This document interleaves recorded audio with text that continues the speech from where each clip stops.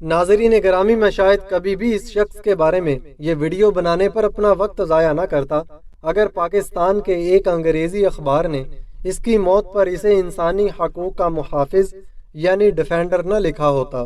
مجھے اندیشہ ہے کہ اگر اس شخص کی اصلیت واضح نہ کی گئی تو عین ممکن ہے اس اخبار کے ٹیلی ویژن چینل پر بیٹھی سیکولر لبرل لابی کہیں اسے نیلسن منڈیلا، مہاتما گاندھی یا پھر کم از کم آسما جہانگیر کا ہم پلہ نہ ٹھہرا دے۔ یہ لابی مسلمان شخصیات کے مقابلے میں افراد ڈھونڈتی ہے، پھر اپنے پروپیگنڈے کے زور پر ان کے تن مردہ میں ہوا بھرتی ہے اور انہیں مسلمانوں کی عظیم شخصیات کے مقابلے میں بڑھا چڑھا کر پیش کرتی ہے۔ اس کی ایک بدترین مثال یہ تھی کہ عبدالستار ایدھی جیسے غیر متنازع اور انسانوں کی فلاح کے لیے زندگی وقف کرنے والے شخص کو اس حد تک متنازع بنایا گیا کہ اس کے نام کے ساتھ محسن انسانیت کا لقب لکھا گیا، جو اردو ادب میں صدیوں سے سید الانبیاء، رسول رحمت، حضرت محمد مصطفیٰ صلی اللہ علیہ وسلم کے نام نامی سے مخصوص رہا ہے۔ یہ لقب اس قدر خاص تھا کہ کسی بھی مسلک نے اپنی کسی اہم ترین شخصیت کے لیے بھی احتراماً یہ لفظ استعمال نہیں کیا۔ سیکولر لبرل لابی کا یہ اقدام صرف ایک حوصلہ ہی نہیں تھا، بلکہ اس کے پیچھے چھپا ہوا مقصود اس لقب کی بے حرمتی تھی۔ طارق فتح مر گیا اور اس ملک کے کائنات کے حضور جا پہنچا ہے جہاں حق اس کے آنکھوں کے سامنے بالکل واضح ہو چکا ہوگا، لیکن اس کی پوری زندگی پہلے اسلام دشمنی اور پھر اسی حوالے سے پاکستان دشمنی میں ایسی گزری کہ وہ بھارتی میڈیا کی آنکھوں کا تارا بن گیا تھا۔ وہ جس دور میں کراچی یونیورسٹی کا طالب علم تھا، یہ زمانہ اسلامی جمعیت طلباء کے عروج کا دور تھا۔ پورے ملک میں شاید ہی کوئی اسٹوڈنٹ یونین ایسی ہو جس کا انتخاب اسلامی جمعیت نے نہ جیتا ہو۔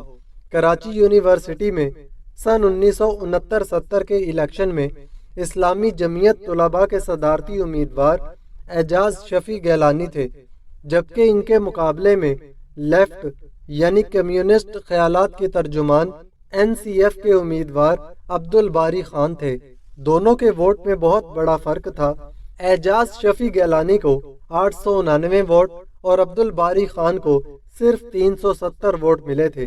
اس الیکشن کے خلاف NSF نے وائس چانسلر اشتیاق حسین قریشی پر دھاندلی کا الزام لگایا اور بھوک ہڑتال کر دی، جس کا سرغنہ طارق فتح تھا۔ ایک دن پولیس آئی اور پورا ہڑتالی کیمپ اٹھا کر لے گئی۔ یہ سیاسی کشمکش کا زمانہ تھا۔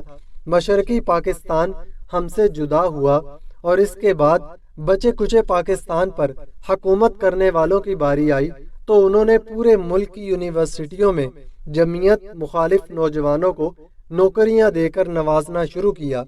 اپنے خصوصی نظریات کے لیے انہوں نے پاکستان ٹیلی ویژن میں ایسے لوگوں کو بھرتی کرنا شروع کیا جن کے خیالات ترقی پسندانہ اور مذہب بیزاری والے تھے۔ اس کام کے لیے حکومت نے پاکستان ٹیلی ویژن کا سربراہ اسلم اظہر کو لگایا اور اس کی نگاہ انتخاب اسلام دشمن طارق فتح پر پڑی۔ یوں طارق فتح کو بے شمار لوگوں کی موجودگی میں PTV نیوز میں ایک اعلیٰ عہدے پر براہ راست فائز کر دیا گیا۔ اسلم اظہر کو اس وقت کے وزیر اعظم نے اقتدار میں آتے ہی دوبارہ PTV کا سربراہ لگایا، لیکن اب وزیر اعظم کی بیٹی امریکہ کی فریفتہ تھی اور اسلم اظہر نظریاتی آدمی تھا۔ یوں یہ بندوبست زیادہ دیر نہ چل سکا۔ جس طرح تمام کمیونسٹوں کا قبلہ سوویت یونین کے خاتمے کے بعد امریکہ ہو گیا تھا اور اب وہ سب کے سب اسی امریکی دہلیز پر سجدہ ریز ہو گئے تھے جسے کل تک گالیاں دیا کرتے تھے۔ طارق فتح نے بھی دیگر ساتھیوں کی طرح ویسا ہی کیا اور ساتھ ہی کینیڈا میں جا کر مستقل سکونت اختیار کر لی۔ وہاں جا کر وہ اپنی شناخت کے بارے میں یوں کہا کرتا: پاکستان میں پیدا ہونے والا ایک ہندوستانی اور اسلام میں پیدا ہونے والا ایک پنجابی۔ کینیڈا کی آزاد فضا میں اس نے پاکستان کی تخلیق، وجہ تخلیق اور پھر پاکستان کے وجود کی مخالفت کا بھرپور آغاز کیا۔ اس نے اسلامی ریاست کے سراب ایلیوشن آف اسلامک اسٹیٹ کے نام سے ایک کتاب بھی لکھی جو حقائق کی بجائے صرف نعرے بازی اور پروپیگنڈے پر مشتمل ہے۔ حیاتیاتی کیمیا کی ڈگری رکھنے والے طارق فتح کو میڈیا کا راستہ دکھا دیا گیا، سو اب یہ اس کی عادت ہو چکی تھی۔ اس نے خود کو مغربی میڈیا میں جا دھکیلا اور کینیڈا کے میڈیا میں اسلام اور مسلمانوں کے خلاف ہرزہ سرائی کرنے لگا۔ وہ کینیڈا کے VN TV پر ایک شو مسلم کرونیکل کی میزبانی کرتا اور اسلام اور مسلمانوں کے خلاف خوب پروپیگنڈا کرتا۔ کینیڈا کے آزاد ماحول کی وجہ سے وہ مسلمانوں کی مقدس شخصیات پر بھی کیچڑ اچھالتا، جس پر اسے کوئی وہاں نہ پوچھتا۔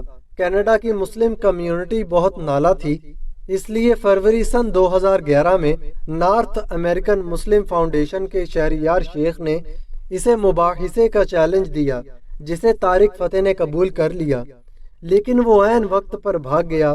اس بگھوڑے پن کی رویداد کو کینیڈا کی مشہور صحافی جیسیکا ہوم نے تفصیل سے لکھا ہے۔ طارق فتح بھارت یاترا اکثر کیا کرتا۔